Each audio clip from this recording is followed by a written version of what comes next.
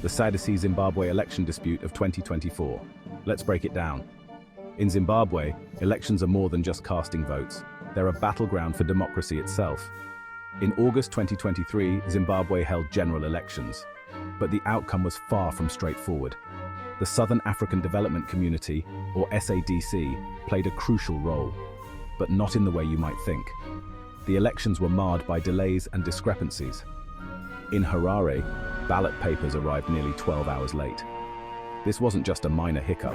Considering that 1/3 of Zimbabwe's registered voters reside in Harare, the delay had a massive impact on the overall results. SADC's election observer mission was quick to point out these irregularities, stating that the elections fell short of the democratic standards expected. Fast forward to September, SADC held an extraordinary summit led by the Zambian president.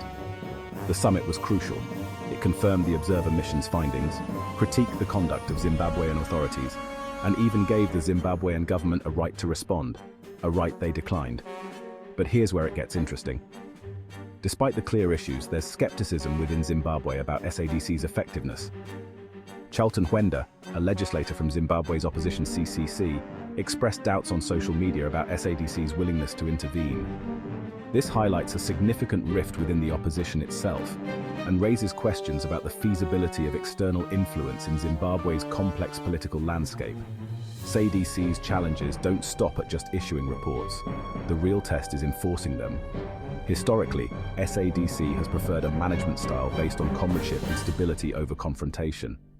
This approach, while diplomatic, often means that significant electoral disputes, like the one we're seeing in Zimbabwe, are parked rather than actively resolved.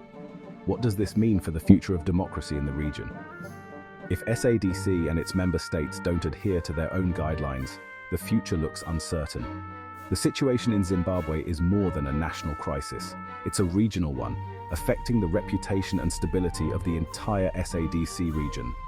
As we watch this situation unfold, it's clear. The road to democracy is never easy. It's fraught with challenges, both internal and external.